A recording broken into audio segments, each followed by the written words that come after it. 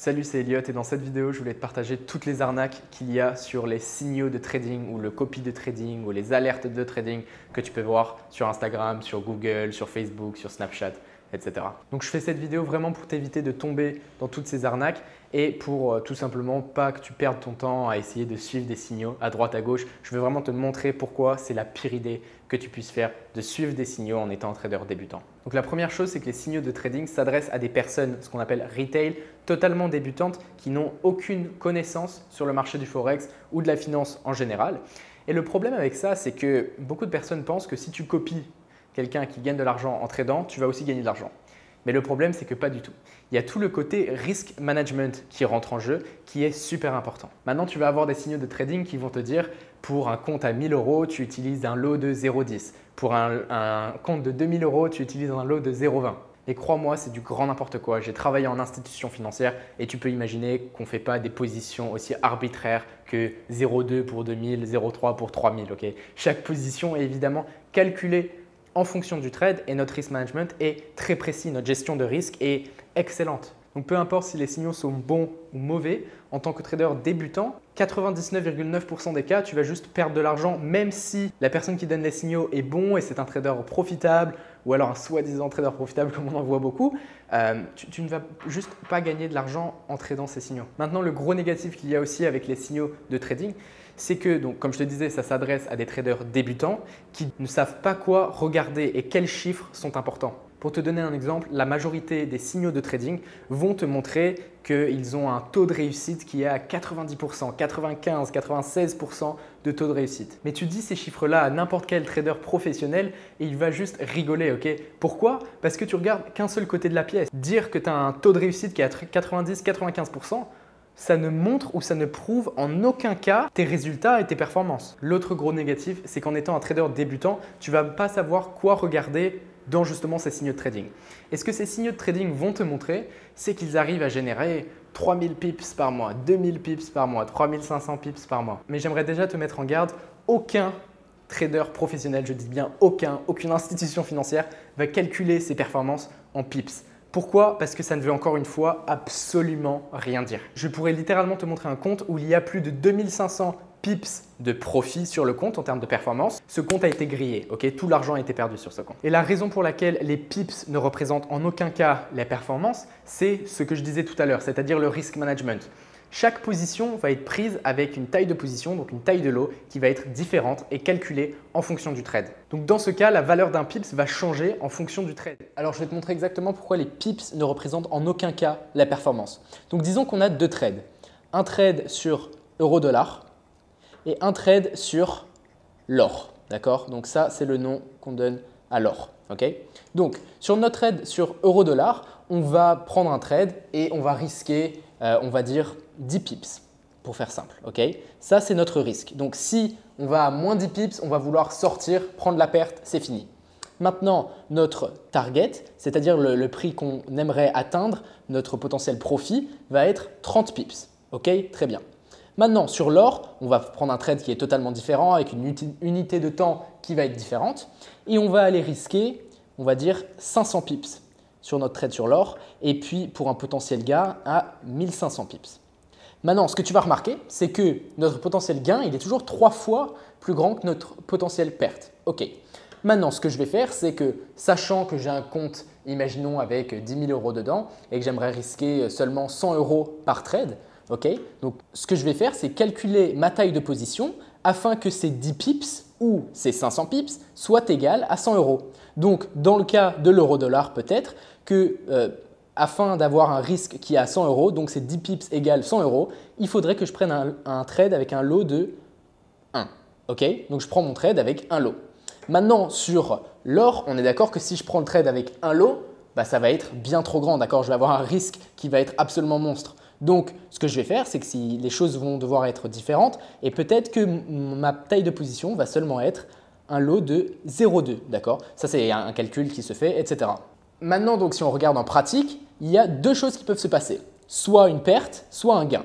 D'accord? Donc, maintenant, la perte, ça va être moins 100 € si on perd. Et notre gain, ça va être évidemment plus 300 €. Okay? Si 10 pips, c'est égal à 100 euros. 30 pips, ça va être égal à 300. Donc, on risque 100 euros pour gagner 300. Maintenant, avec notre trade sur l'or, ça va être exactement la même chose. Sachant que certes, c'est 500 pips, mais on a mis beaucoup moins en taille de position. Donc, pire des cas, on va perdre 100 euros de la même manière parce que c'est ce qu'on a calculé, d'accord? Ça vient dans notre risk management. Ou alors, on va gagner plus 300 euros. Tout simplement, 1005, c'est 500 x 3. Donc, résultat des courses, imaginons que ce trade est passé et ce trade n'est pas passé. Qu'est-ce qui se passe? Évidemment, on le sait, celui-là est passé, donc on a gagné plus 300. Celui-là n'est pas passé, donc on a perdu 100. Résultat, on est à plus 200 euros de profit. Maintenant, en termes de pips, ici, on a pris 30 pips de gain sur euro-dollar. Et sur l'or, on a perdu 500 pips, ce qui nous fait donc une perte totale de 470 pips sur ces deux trades, mais un gain monétaire qui est positif. C'est juste pour te montrer que les pips n'ont absolument aucun rapport avec tes performances. Évidemment, ça marche aussi dans l'autre sens.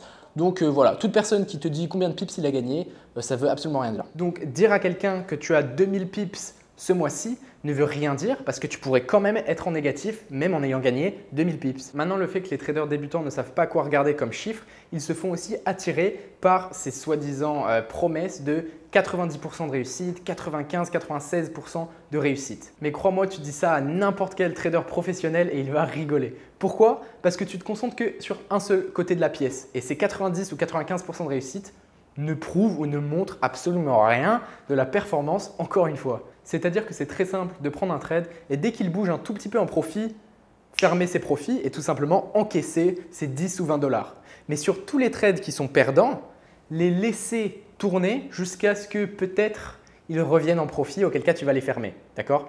Mais donc, tous ces trades qui sont gagnants, donc les 90-95% de trades qui sont gagnants, tu vas vraiment gagner des cacahuètes dessus. D'accord? Mais ces 10% ou 5% de trades perdants vont te faire fumer tout ton compte. D'accord? Donc c'est pour ça que je dis, tu dis ça à n'importe quel trader professionnel et on va juste rigoler. Maintenant, un des points que je vois souvent, c'est oui, mais si c'est des signaux de trading qui sont gratuits, clairement, j'ai rien à perdre et la personne qui donne ces signaux doit clairement gagner de l'argent parce qu'il ne te fait même pas payer pour suivre ces signaux. Et là encore, c'est arnaque, arnaque, arnaque. Ce que la personne fait, c'est tout simplement pour que tu aies accès à ces signaux 100% gratuits, tu as tout simplement juste besoin de rejoindre son courtier. Et justement, le fait que tu rejoignes ce courtier, cette personne-là va prendre une commission. Maintenant, si ça s'est arrêté juste là, bon, à la limite, c'est pas trop grave. Mais là où malheureusement ça devient très sombre, c'est que généralement, ils te recommandent et ils t'envoient chez des courtiers chez lesquels tu ne devrais vraiment pas aller, qui ne sont pas régulés, qui t'offrent vraiment des services pourris.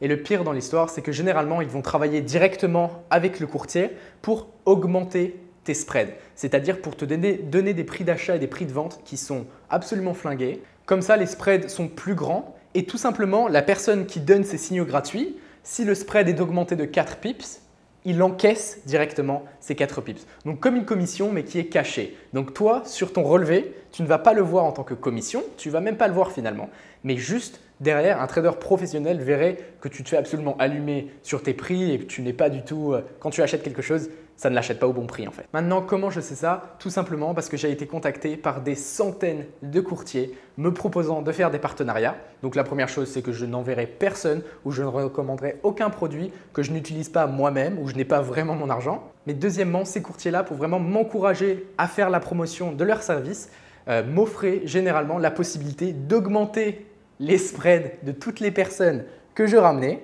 pour finalement que je gagne encore plus en commission. Et je trouve ça juste absolument horrible.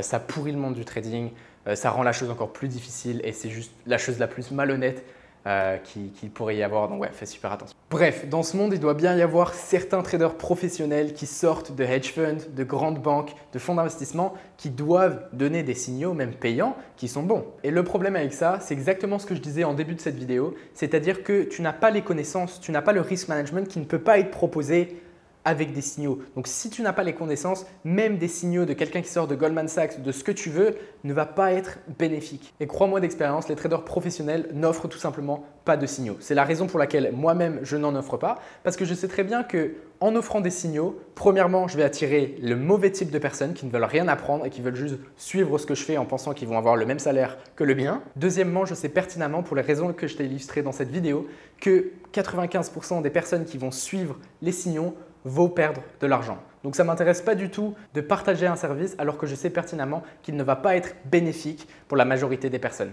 Bref, j'aimerais conclure le sujet avec une image qui représente bien la situation. Si ton but, c'est de gagner un grand prix de Formule 1, la première étape que tu vas faire, c'est pas commencer à suivre les tracés, les lignes exactes de Lewis Hamilton dans les virages, on est d'accord. La première étape va être d'avoir ton permis, apprendre à démarrer la voiture, apprendre à conduire sur une ligne droite, apprendre les vitesses. Et c'est exactement pareil avec le trading. La première étape quand tu veux commencer à trader, ça ne va pas être suivre des signaux, même si c'est quelqu'un de professionnel ou quelqu'un qui paraît gagner beaucoup d'argent, parce que crois-moi, 95% c'est des arnaques encore une fois. Donc la première étape, ça ne va pas être ça. La première étape, ça va être de vraiment commencer avec les bases, une bonne connaissance, une bonne éducation et c'est vraiment ce que je recommande de mieux dans ce monde-là, dans la finance, dans l'investissement, dans le trading. Donc si tu as quoi que ce soit en question, mets-les en commentaire, je répondrai à toutes les questions. Tu peux aussi m'envoyer un message directement sur mon Instagram qui s'affiche ici. Si la vidéo t'a plu, va laisser un pouce bleu et va checker mon compte YouTube où je partage plein de vidéos sur le trading, l'investissement, la finance, etc. Va t'abonner, je fais des vidéos tous les dimanches. Donc voilà, c'était Elliot, on se retrouve la semaine prochaine. Tchuss.